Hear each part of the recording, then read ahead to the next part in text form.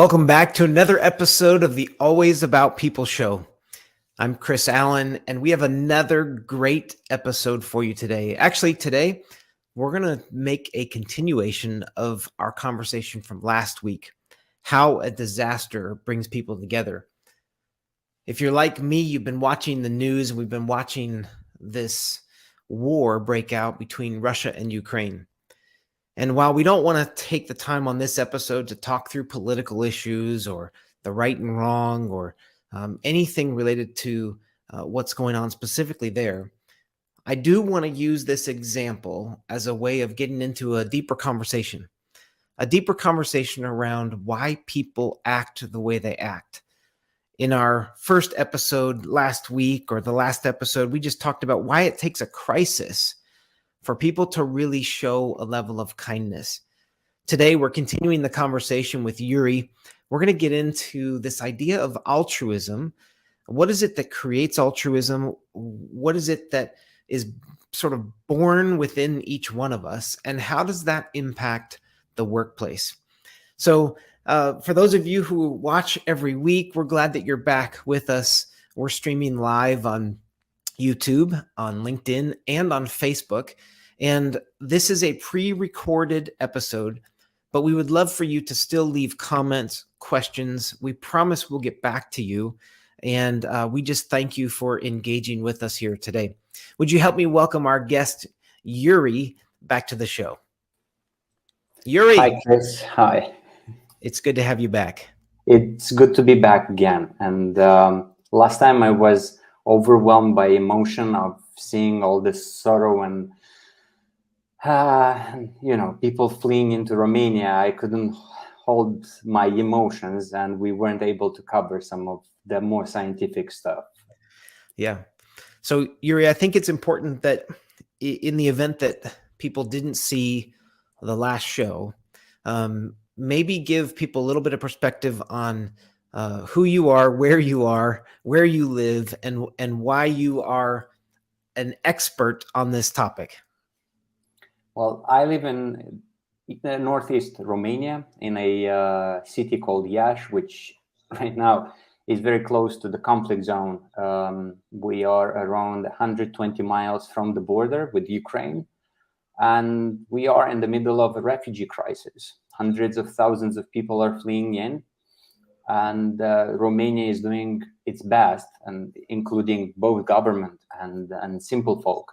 We're helping people with transportation from the border, with stuff that they need, products and whatnot. We help them medically, taking them to hospitals. We already have children that were born in Iași from refugee mothers. And people are opening their houses. Whoever has a free room will take in a small family, kids or whatnot. So even on our street, we have 2 Ukrainian families living right now. And so why am I an expert? Yeah, good question. Yes, I'm, as well, you already know that I'm a geek. Yes, and that's how Chris calls me, a geek. I like mathematics and everything that has to do with human behavior and human dynamics, a study of human dynamics through mathematics, including kinetic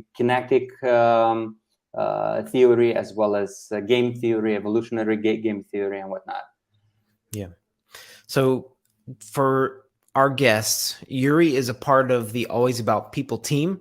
I consider him a great friend, a brother, and we have been in communication almost on a daily basis as we continue to do work for Always About People, but also on particularly the safety and really how we can best help in this refugee crisis. So obviously, Iurie, we've been involved with you. Yeah. You have been the hands and feet on the ground as we've delivered supplies and blankets and other things to refugees in need. But as a result of you just getting in your car and going to the border and visiting with people, on the last episode, we shared a few stories. We shared some pictures and some examples. But today we'd like to go a little bit deeper into the human dynamics and the psychology involved in why people feel this desire to help.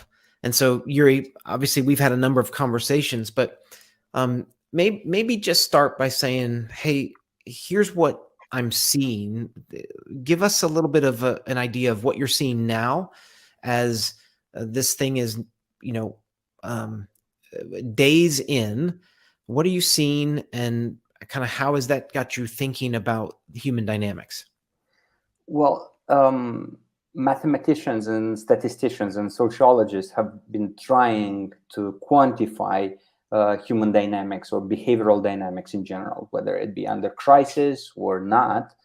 Everyone was interested in giving a psychometric measure or an index to what people do in different ways, whether they are at peace or at war or maybe just lying on the beach.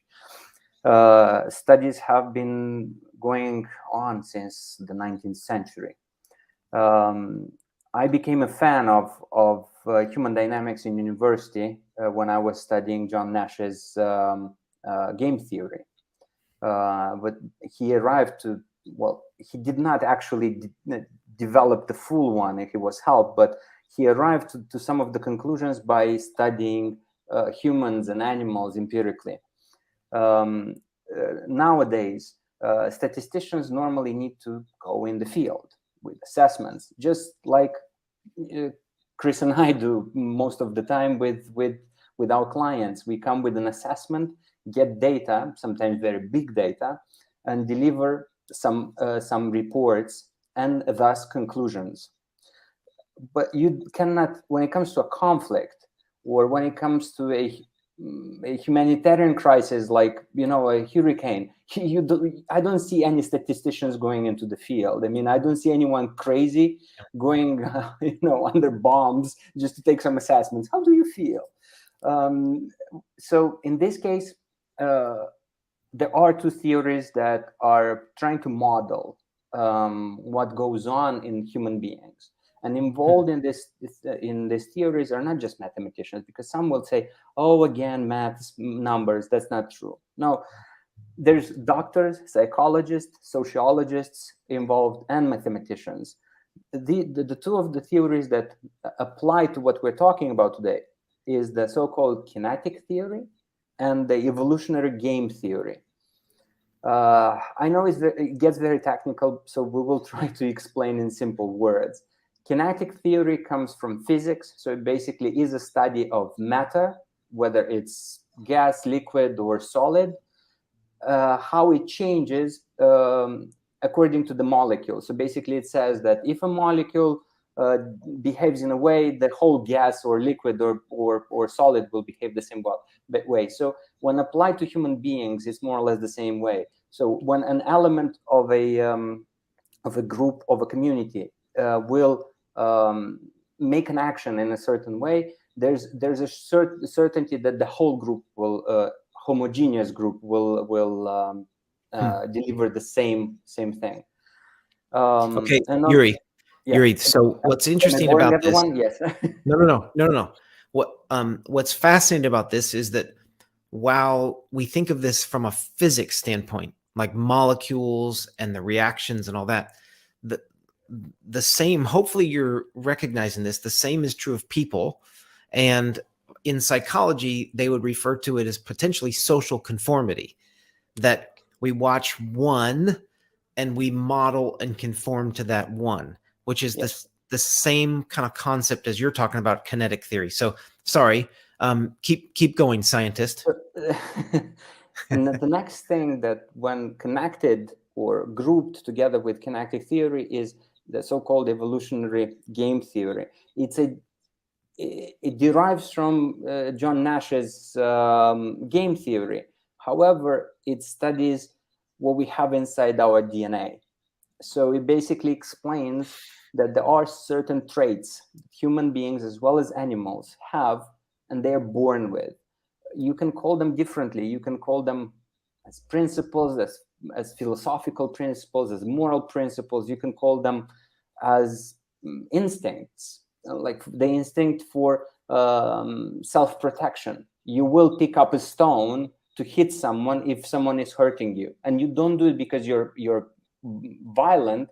You're doing it because your brain tells you to. So but that's an extreme. However, Evolutionary game theory talks about something that you mentioned earlier called altruism. And from the looks of it, altruism is something that we are born with. This is not something we learn from our parents or from our community, because studies were made on orphans as well, especially orphans that are within those not really good orphanages where they don't have enough care.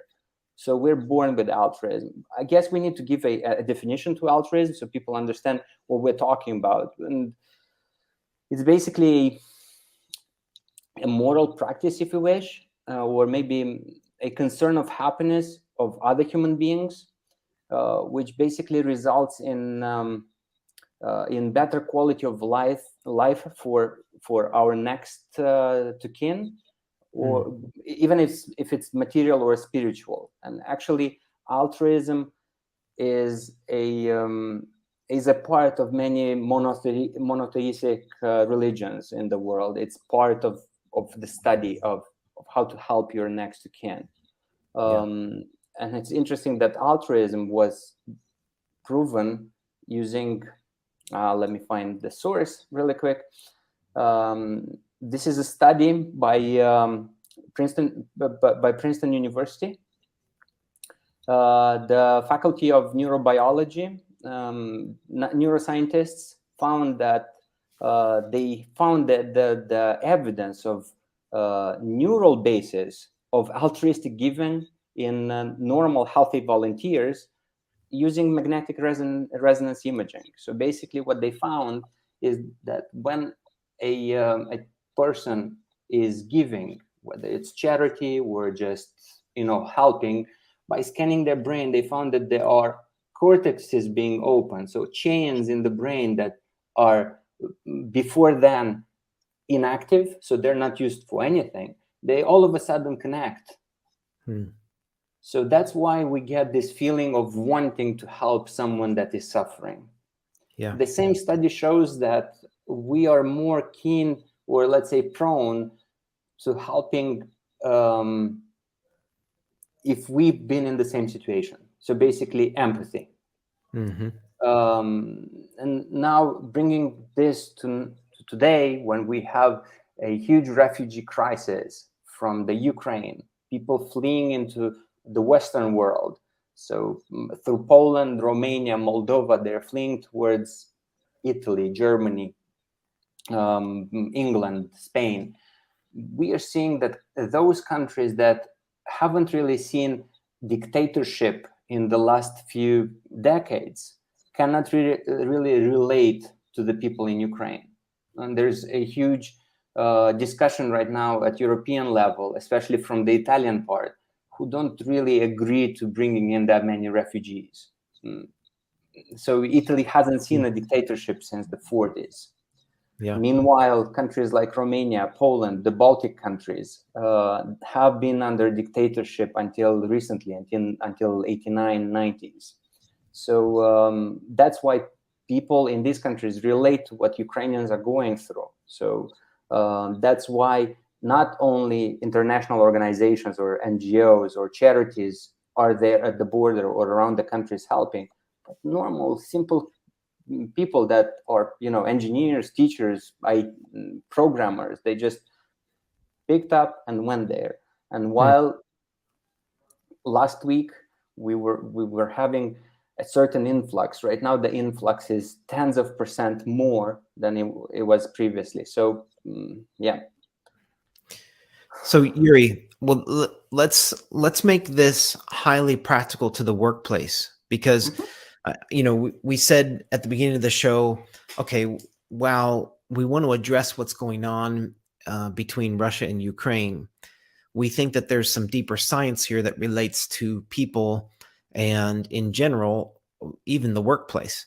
And so we've brought up a few thoughts. One would be this idea of kinetic theory, the social conformity, that we actually conform to what we're seeing. I think one of the interesting things would be watching the news, at least in the States, about the Ukrainian leader and the point at which he kind of came before his people and said, I'm not just going to hole up and hide under security. I'm going to fight. And I think he has set a standard, and he has set a level of leadership that people are conforming to. We're seeing that in Ukraine. The second idea around your kind of idea around altruism being a moral code or written within us, which then kind of leads to empathy. I think that's a really interesting concept that we should discuss, Iurie, because I mean, before this battle of Russia, Ukraine, we were in the midst of our last global crisis, the pandemic, Yeah. which amazingly seems to have been forgotten in the wake of this latest conflict. But there was a need for many businesses, many business owners and leaders to have a level of altruism and empathy towards their employees during a really difficult time. And it's just interesting to think about how this is true no matter what's going on. Obviously, we're talking about an acute stress crisis right now, but there's stuff that goes on in the workplace every day. So I was curious, Iurie, if you have any thoughts on that.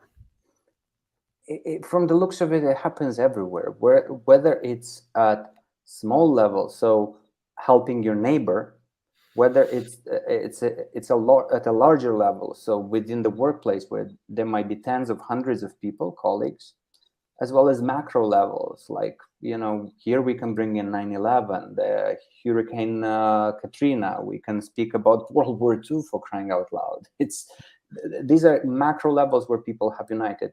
But going back to the smaller part, it again comes out of our own DNA. That's how humans were built. So independent of whether we have disagreements with our fellow workers or our neighbors, we are prone to help. I'm not sure what example I could give within the workplace, but altruism at same level always exists.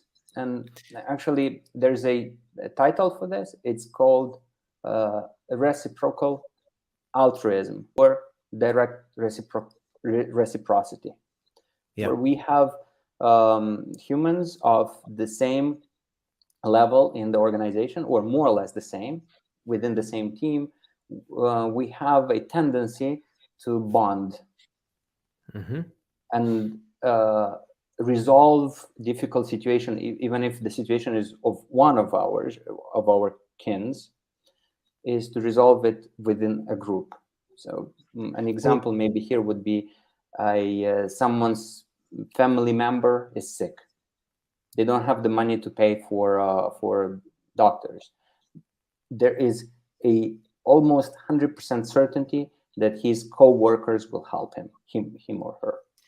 Well, Iurie, I can actually give some specific examples of that, because a couple of the clients that we work with, organizations, have set up funds to support people within the workplace.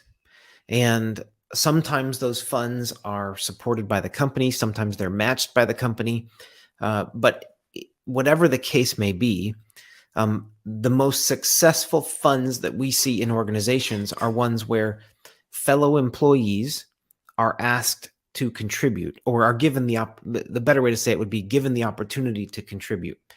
And so what oftentimes happens is you'll see a fellow employee in need, a colleague in need, whether it be a specific acute financial need related to something breaking, something not working, something needing to be replaced, or maybe an automobile, or maybe it's a relational issue that puts them needing to leave and move into a different location. Maybe it's furniture need, whatever it is.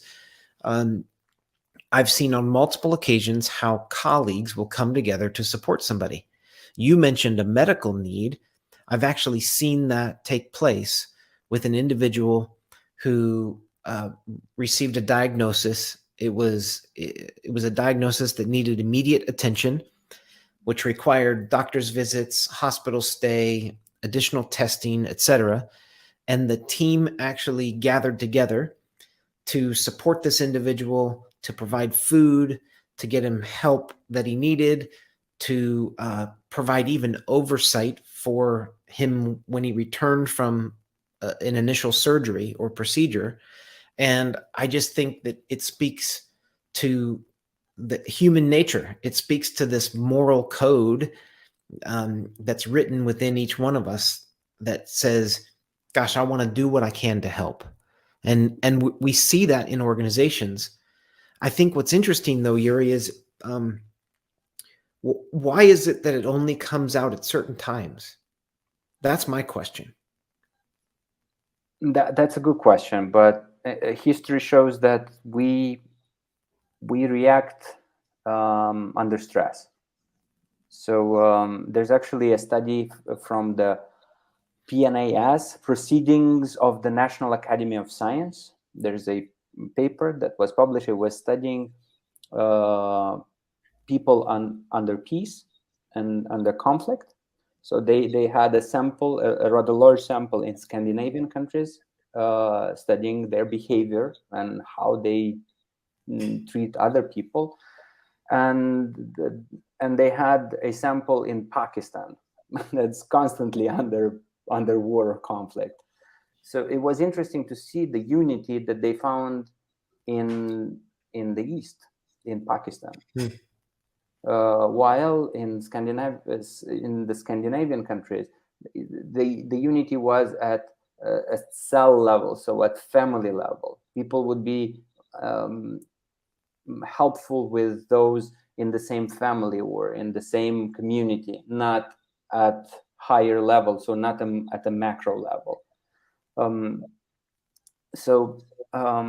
The reason is, I believe, simple. It's chemical. It's within us.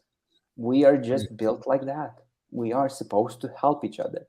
I'm not saying that 100% of the people will react the same way, because stress as well as and war will, or even if it's not war, if it's something smaller within a company, will create different feelings in different people. Some might become violent, some might become peaceful, some might become helpful, but the majority of a group will react the same way. So I don't think science has found the reason why, but science is showing it empirically that is just written in our DNA code. Yeah. So Iurie, while you were saying that, I started to think about how we could help organizations think this through, how we could help organizations help people. And obviously we're talking about an international crisis that we're all watching, but smaller crises happen every day within organizations. And I think there's something else that's really interesting about people, and that is that oftentimes if I'm going through a crisis, for some reason I don't want to tell other people. And so I it's almost like I withhold that from people. And I guess if the science you just shared is true, then if I withhold that information from people, I'm not giving them an opportunity to help me. So it's almost like in my own insecurity, in my own ego, in my own desires to look like I have everything together, I'm actually robbing other people of the opportunity to help me in that situation. And so when we see a humanitarian crisis happen, when we see a hurricane, it's almost like it's out in the open. Nobody can deny it. And so now you're seeing people step up and help because it's that innate, altruistic, empathetic kind of DNA that says, I need to help. And so I guess one practical insight to organizations would be, how do you create a culture where you're giving people the opportunity to share their needs with one another? Because it's amazing in a community what they will do to help one another. You agree with that? Yeah, no, absolutely. Absolutely. I don't have an explanation to why people would withhold. Well, I am one of those people withholding. You know quite well, Chris. Uh, Maybe that's also written within our DNA. Maybe we're trying to keep the community from losing its energy with smaller crises. But now depends how we define the community, because the workplace is a community, your neighborhood is a community, your town, your county, your country is a community. So it depends on how you define that. So I totally agree with you. Tools need to be found. So there need to be people within organizations who could understand when a fellow employee or a fellow colleague is going through hard times or needs help. So Iurie, really, I mean, Brene Brown talks about it all the time, and she refers to it as vulnerability. That ultimately, it's in people's vulnerability with one another that I give you an opportunity to actually help me. And if what we're saying is true, that there's something written in within each one of us that is driven towards altruistic, empathetic behavior, then if we're not being vulnerable with one another, we're not giving people a chance to help us. And again, I would say that my belief is the reason that I wouldn't be vulnerable with you is because I'm trying to self-preserve. I want to be seen like I have everything together. I don't want anyone to take care of my needs. I should be responsible for my own needs. And so what's interesting about human dynamics and human behavior is that I want to preserve myself. So I'm not going to tell you what's going on, or I'm not going to tell you I've got needs. But as a result of not telling you, you don't have the opportunity to help me. And so when we see these acute crises moments where they're out in the open, they're public, the media is all over them, whether it be a pandemic or Russia invading Ukraine or hurricanes or natural disasters or anything else, it's out there for people to know. And so the human behavior kicks in. Altruistic behavior is what leads you to get in your car, drive to the border, go buy supplies, figure out what people need, raise money to buy blankets, whatever's needed. It's what allows hotel owners to open up entire floors to people in need. It's what convinces business leaders to buy truckloads of mattresses. It's what sends humanitarian need into places of crises, but yet smaller in scale, maybe, are happening every day in organizations, within communities. And if we, as people, would be willing to make our needs public, people would respond. You're shaking your head. Yeah, I'm shaking my head because right now I remember something. I have a good friend in Moldova who is a programmer. One of he's well known, actually. I will not mention his name, just not going to advertise him. In 12 hours, he's built a website that allows the connection between refugees and caretakers. So when a refugee has a need, whether it's just toothpaste or a place to stay for a night, they put it there and it matches it to whoever is offering that. So basically, he gave them a tool to ask for help. Yeah. That has been the biggest issue with volunteers, because in the first few days, with truckloads of food, they had nothing to do with that much food, but they didn't have other stuff like blankets or diapers or cleaning stuff,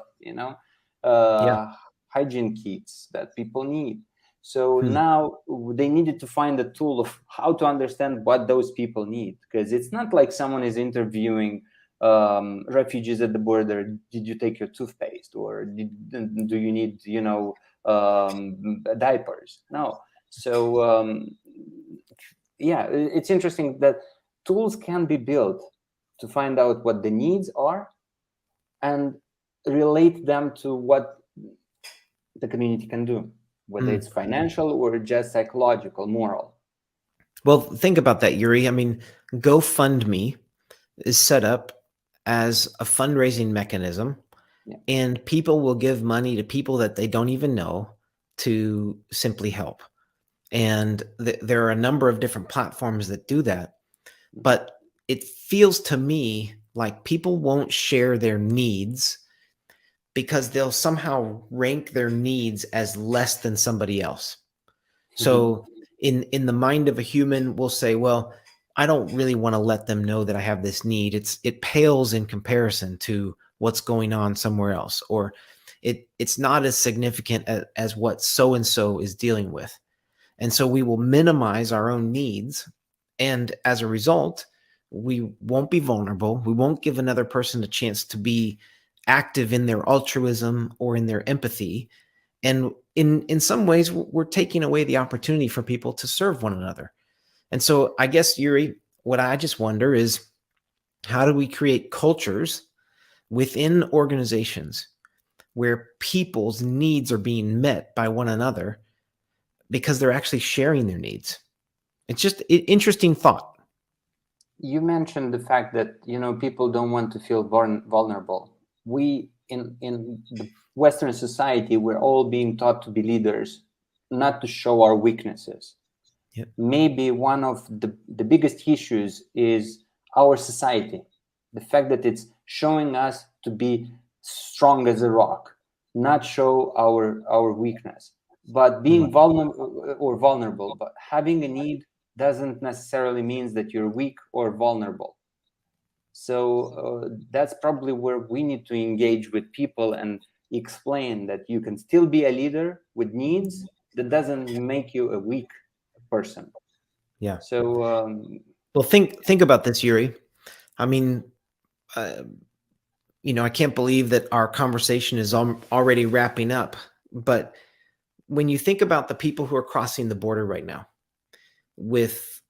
without, in many cases, without money because the monetary system is shut down, without supplies, only what they could carry in maybe a suitcase or a vehicle.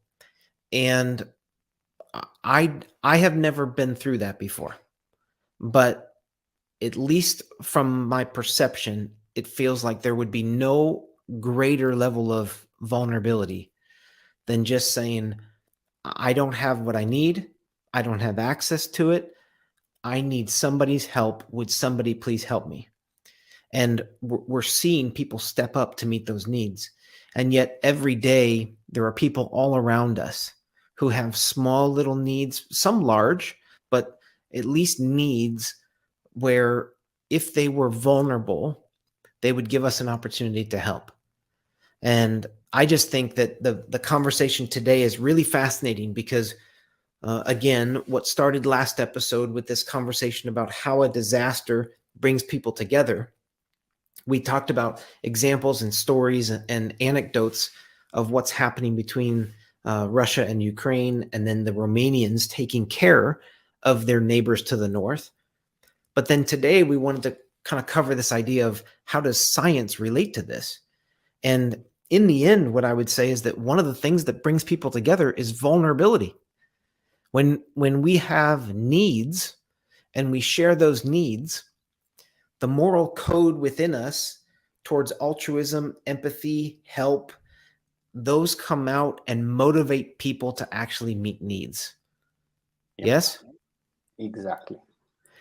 So how do we get that in organizations more? Because if it's always about people, then what we need to do is to spur one another on to be vulnerable, to share our needs, because it gives someone else an opportunity to actually meet that need. Good I think thought. I think we're done. I think you struck the perfect note. All right, let's dot it. Let's put a period on it. And again, I just want to say to those of you who watch and listen here faithfully, we appreciate your engagement. And gosh, if you have any thoughts, anything to add to this conversation, we'd love to hear it. Any comments or ideas on how we can implement greater levels of vulnerability in organizations, we'd love to hear it. And so please use the comment section for ideas and engage with us. We would love to engage with you, our listeners and our viewers. And again, you can subscribe, like, sign up to get notifications on all these shows. We'll be back with you again next week for another episode. And again, this show, the point of this show is to talk about those issues that are related to people, those things that influence people every day around us. And with a special application to the workplace, gosh, so many things we could talk about, Iurie. But I just want to say thank you again to the impact that you're having on the lives of the vulnerable who are crossing the border from Ukraine into Romania over the past, call it 10, 11 days now, has it been? 11 days. And we want to continue to support you as you support the needs of those who are vulnerable. Gosh, keep helping, keep being generous, keep having empathy, and the rest of us will help as best we can. But I just want to say thank you to those of you who have watched. Thanks for joining with us for another episode of the Always About People show. And thank you, Iurie, for joining me. We'll see you next time. My pleasure. Thank you. Bye.